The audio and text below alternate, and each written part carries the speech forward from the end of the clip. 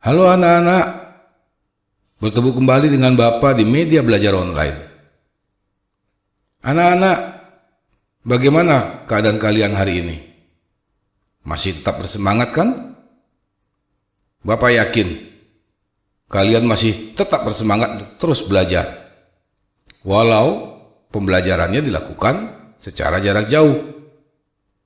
Tetap semangat ya anak-anak, tetap ceria, dan tetap sehat. Kenapa? Karena dengan tubuh yang sehat, kalian bisa belajar dengan lebih baik. Anak-anak, kali ini kita akan belajar tentang tema 1, subtema 3, pembelajaran 2. Masih bersyukur atas keberagaman. Adapun peta kompetisi dasar pembelajaran 2 terdiri atas 2 mata pelajaran, yaitu PPKN dan SBDB. Pada PPKN, kalian akan diminta untuk melakukan identifikasi berbagai bentuk keberagaman suku bangsa, sosial, dan budaya di Indonesia yang terikat persatuan dan kesatuan, serta menyajikan berbagai bentuk keberagaman suku bangsa, sosial, dan budaya di Indonesia yang terikat persatuan dan kesatuan. Pada mata pelajaran SBDP, kalian diminta untuk memahami dasar-dasar gerak tari daerah, serta meragakan dasar-dasar gerak tari daerah. Adapun tujuan pembelajarannya, yang pertama, setelah melakukan diskusi, kalian diharapkan mampu untuk menjelaskan berbagai bentuk keberagaman yang akan memperkaya ketika bekerja sama secara terperinci. Yang kedua, setelah berdiskusi, kalian diharapkan mampu untuk menceritakan pengalaman diri dalam bekerja sama dengan keberagaman secara terperinci.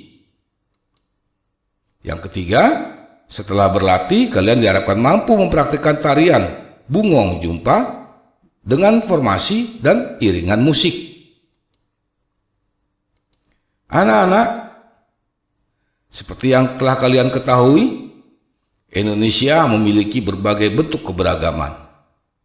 Tidak hanya berupa makanan tradisional, bahasa yang khas, ataupun bentuk adat istiadatnya yang menarik, Indonesia juga memiliki berbagai bentuk rumah adat yang beragam.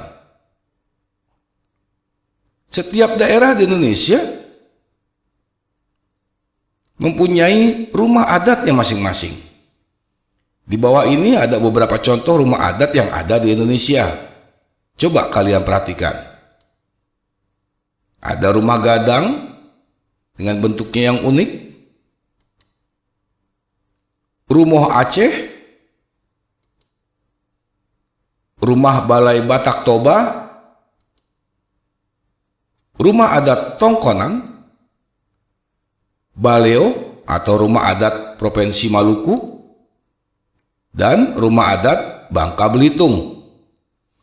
Apabila kalian amati dengan baik, masing-masing rumah mempunyai cirinya masing-masing.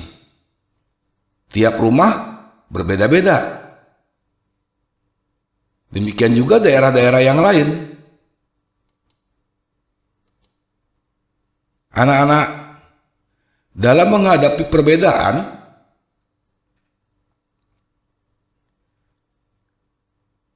kita diminta untuk menunjukkan sikap yang saling menghargai dan saling menghormati. Mengapa? Karena dengan sikap seperti inilah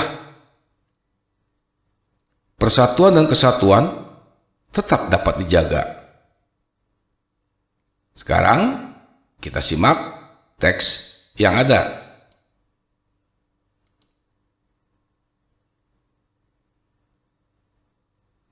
Pada teks mozaik kreasi bersama, kalian akan menemukan bentuk kerjasama dalam keberagaman. Bacalah dengan baik,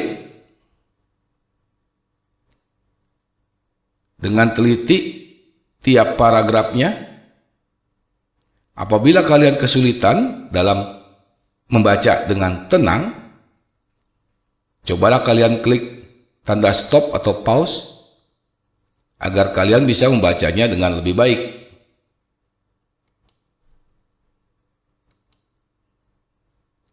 Setelah kalian selesai membaca, cobalah kalian jawab pertanyaan berikut ini. Yang pertama, apa yang menjadi ide yang dimiliki oleh Lani? Yang kedua, apa ide yang dimiliki oleh Edo? Yang ketiga, bagaimana mereka menyikapi ide-ide yang berbeda? Yang keempat, apakah ide mereka yang berbeda memberikan manfaat? Jelaskan. Yang kelima, kerjasama apa yang terlihat pada cerita di atas? Yang keenam, apa manfaat kerjasama dalam keberagaman? Yang ketujuh, hal baik apa yang bisa didapatkan ketika mereka bekerjasama dalam keberagaman? Yang kedelapan, nilai-nilai apa yang dapat kita contoh dari cerita Lani di atas? Anak-anak, dalam sebuah kerjasama selalu ada manfaat yang diperoleh. Kali ini kita akan melihat manfaat kerjasama dalam keragaman. Yang pertama, mendapatkan hasil yang lebih baik. Yang kedua, memperkuat persatuan dan kesatuan. Yang ketiga, warga menjadi saling mengenal. Yang keempat, menambah pengetahuan mengenai suku lainnya. Beberapa hal baik yang dapat kita ambil saat bekerja sama dalam keragaman.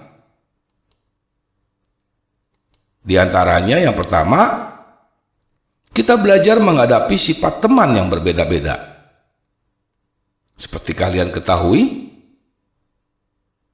kalian memiliki teman yang berbeda-beda. Bahkan dalam satu kelas, semuanya berbeda-beda. Yang kedua, kita belajar membagi tugas secara adil, sesuai dengan kemampuan. Yang ketiga, belajar menghargai pendapat atau ide yang berbeda-beda. Yang keempat, mendapatkan manfaat dari kerjasama dalam keragaman. Selain hal-hal tersebut di atas, kita juga bisa mencontoh nilai-nilai baik saat bekerja sama. Nilai baik saat bekerja sama antara lain kerukunan, keadilan, persatuan, dan kejujuran. Oleh karena itu, kita harus membiasakan diri untuk bekerja sama dalam keberagaman. Anak-anak, meskipun kita berbeda, kita harus tetap bisa bekerja sama. Kerjasama dalam perbedaan akan semakin memperkaya khasanah kita. Berikutnya kita akan kembali belajar tentang gerakan tari bungo jumpa. Bapak berharap kalian bisa mempelajarinya kembali, baik gerakan dalam formasi berdiri maupun dalam formasi duduk. Kali ini kita akan mempelajari apa saja persiapan yang harus kita lakukan sebelum melakukan pagelaran pentas tari. Beberapa hal yang perlu dipersiapkan dalam pementasan antara lain, yang pertama, tempat pementasan itu sendiri atau panggungnya. Yang kedua, busana tarinya, di mana busana tari merupakan kostum yang dikenakan oleh penari.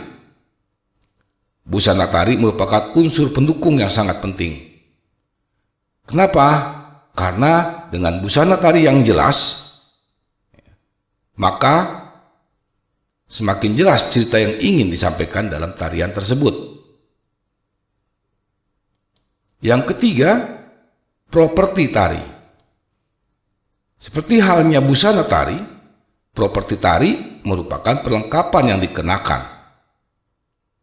Properti yang digunakan diharapkan sesuai dengan tarian dan ceritanya. Yang keempat, tata rias. Tata rias diperlukan untuk memperindah dan memperkuat karakter dalam tarian. Menari tidak hanya bergerak berdasarkan gerakan, tetapi juga mewakili karakter tokoh yang dibawakan. Oleh karena itu, seorang perias harus memahami betul karakter dari setiap tokoh yang akan disimbolkannya. Anak-anak, pembelajaran kali ini berakhir sampai di sini. Bapak berharap pembelajaran ini dapat memberikan banyak tambahan pengetahuan bagi anak-anak. Dan Bapak berharap anak-anak dapat memahaminya dengan baik. Sekian dari Bapak. Terima kasih.